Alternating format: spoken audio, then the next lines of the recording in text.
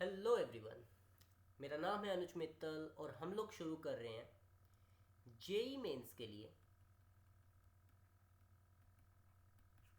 जितने भी P Y Qs हमारे पास अवेलेबल हैं।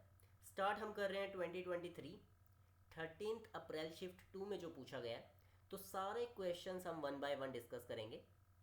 तो देखिए, जो पहला क्वेश्चन है इसमें हमें दिया गया है in the equation x plus A by V square V minus B, जो कि आर टी के इक्वल दे रखा है, और x यहाँ पर स्पेसिफाई किया है कि x प्रेशर है, y वॉल्यूम है, r यहाँ पर यूनिवर्सल गैस कांस्टेंट है और t टेम्परेचर है।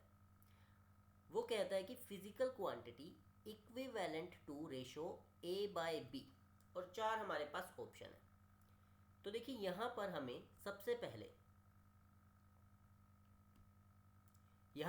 फिजिकल क्वांटिटी ये ratio a by B find out करनी है, और हमें बताना है जो a बाई बी की जो रेशो करने के बाद जो भी हमारे पास डायमेंशंस जो भी आती है वो इनमें से कौन से ऑप्शंस के इक्वल होगी। तो करने का मेथड क्या रहेगा, इसमें अप्रोच क्या रहेगी हमारे पास। तो देखिए, ये क्वेश्चन बेस्ड है प्रिंसिपल ऑफ होमोजेनिटी पर, मतलब सेम डायमेंशंस की चीज़ को ही आप ऐड कर सकते हो, जिनके डायमेंशनल फॉर्मूला सेम है उन्हीं को ही आप सब्ट्रैक्ट कर सकते हो। तो यहाँ पर देखिए क्या कहा गया है, पहले तो हमें a बाई बी का डायमेंशनल फॉर्मूला निकालना होगा। तो सबसे पहले a का निकालते हैं। तो देखिए, a बाई वी स्क्वेयर यहाँ पर x में ऐड हुआ है, मतलब जो डायमेंशनल फॉर्मूला x का होगा वही dimensional formula a by V square का होगा, क्योंकि इनको ऐड किया गया है और ऐड तभी हो सकते हैं जब डायमेंशनल फॉर्मूला सेम हो। x यहाँ पर क्या है, प्रेशर, तो आपको यहाँ पर प्रेशर का डायमेंशनल फॉर्मूला रख देना है। तो प्रेशर का डायमेंशनल फॉर्मूला हमारे पास कैसे निकालेंगे, देखिए फोर्स का डायमेंशनल फॉर्मूला हमेशा याद रखिए MLT-2।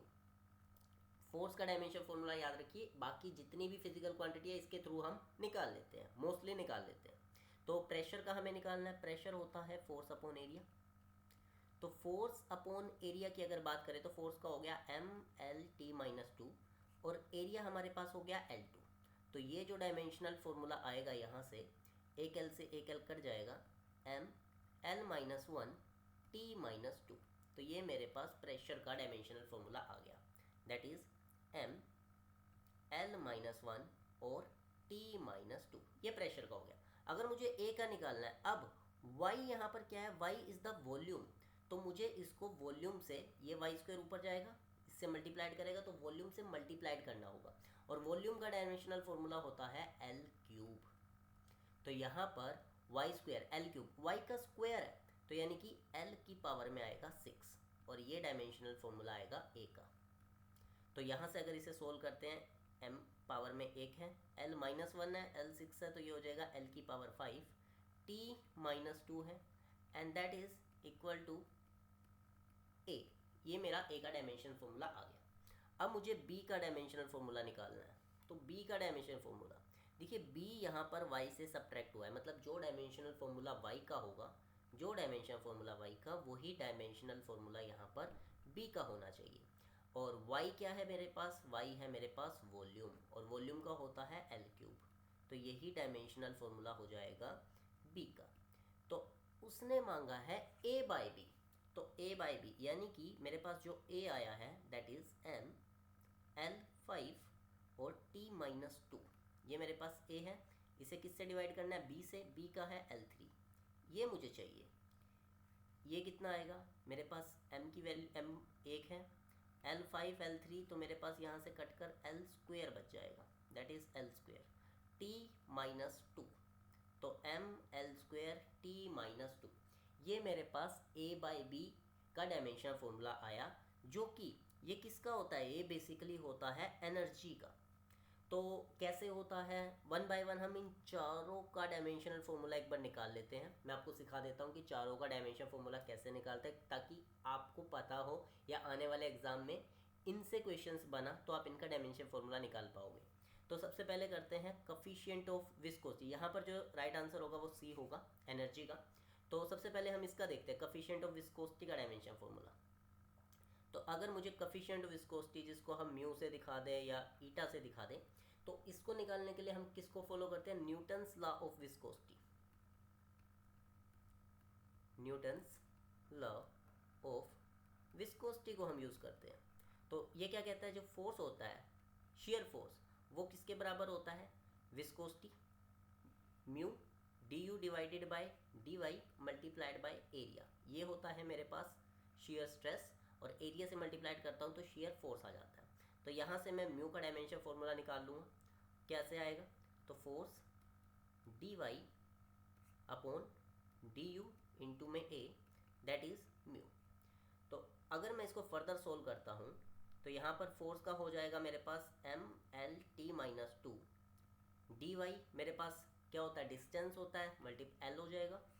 ये मेरे पास क्या हो गया, डी यू मतलब जो हमारी वेलोसिटी वेरी करती है, यानी वेलोसिटी का फॉर्मूला मीटर पर सेकंड, यानी कि मीटर पर सेकंड हो जाएगा एल टी इनवर्स। तो ये आ जाएगा एल टी इनवर्स, और मेरे पास एरिया यानी कि L2।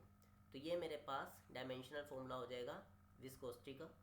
तो इसको मैं फर्दर सोल्व करूँ तो L से मेरा L कट जाएगा, एक L से मेरा ये L कट जाएगा, यहाँ पर मेरे पास M बच गया, यहाँ पर मेरे पास ये ऊपर जाकर हो जाएगा L इनवर्स, और ये T माइनस वन है, T माइनस टू है, ये ऊपर जाके प्लस वन बनाएगा, तो ये हो जाएगा T minus two plus one that is T minus one.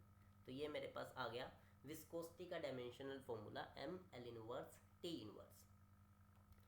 बाकी ऑप्शन में हमारे पास इम्पल्स है, तो इम्पल्स का मैं निकालूं, अगर इम्पल्स होता है फोर्स मल्टीप्लाइड बाय टाइम। तो फोर्स मल्टीप्लाइड, जब किसी बॉडी पर बहुत ही शॉर्ट टाइम के लिए फोर्स लगता है, जैसे बॉल को बैट से हिट किया जाता है तो बहुत ही स्मॉल टाइम के लिए बॉल पर फोर्स लगता है, दैट इज़ कॉल्ड इम्पैक्ट। तो फोर्स इसका होगा मेरे पास M L T minus two, ये टाइम है मेरे पास t आ गया, तो इसका डायमेंशनल फॉर्मूला इम्पल्स का क्या बन जाएगा, m l मेरे पास एक ही है और t माइनस वन। तो ये मेरे पास डायमेंशन फॉर्मूला आ गया इम्पल्स का। एनर्जी का डायमेंशन फॉर्मूला कैसे निकालेंगे, एनर्जी क्या होता है basically work, capacity of doing work. तो जो डायमेंशन फॉर्मूला एनर्जी का होता है वही वर्क का होता है, तो हम बेसिकली वर्क का निकाल लेते हैं। तो वर्क होता है मेरे पास force into displacement, force into S, तो फोर्स का होता है M L T minus two, displacement मेरे पास हो गया एल, तो यहाँ से मेरे पास वर्क का डायमेंशनल फॉर्मूला आएगा M L two T minus two. तो ये मेरे पास वर्क, जो कि मेरा आंसर से भी मैच हो रहा है, ए बाई बी की जो रेशो थी वो कितनी आई थी, M L two T minus two, जो कि एनर्जी वर्क के बराबर है। Next pressure gradient. Pressure gradient क्या होता है, प्रेशर ग्रेडियंट का मतलब है कि आपका जो प्रेशर है per unit distance, per unit length कितना वेरी कर रहा है, प्रेशर ग्रेडियंट होता है P बाई एल, यानी कि तो ये हो जाएगा, या फिर आप ऐसे भी लिख सकते हो dP बाई डी एल लिख सकते हो, dP बाई डी एक्स लिख सकते हो कि पर यूनिट डिस्टेंस वेरी जब आप आगे बढ़ते हो, या आप ऐसे कह सकते हो, ये मान लो A पॉइंट है, ये है B पॉइंट, ये इनके बीच का डिस्टेंस मैंने 1 मीटर ले लिया, तो A पर प्रेशर कितना है, मान लो यहाँ पर प्रेशर की वैल्यू 2, यहाँ पर प्रेशर की वैल्यू 5, तो यहाँ पर प्रेशर ग्रेडियंट कितना होगा, प्रेशर ग्रेडियंट होगा 3, यानी कि पर यूनिट लेंथ में कितना प्रेशर चेंज हुआ, दैट इज प्रेशर ग्रेडियंट। तो ये कैसे निकलेगा, प्रेशर का फॉर्मूला क्या रहेगा, हमने पीछे निकाला है, प्रेशर का डायमेंशन का फॉर्मूला होगा M L minus one T minus two, M L minus one T minus two, D X मेरे पास क्या हो गया, पर यूनिट लेंथ यानी कि एल हो गया। तो प्रेशर ग्रेडियंट का जो फॉर्मूला निकल कर आएगा मेरे पास वो आएगा एम एल माइनस टू, ये ऊपर जाएगा L minus two and T minus two. तो ये मेरे पास प्रेशर ग्रेडियंट का डायमेंशनल फॉर्मूला आ गया।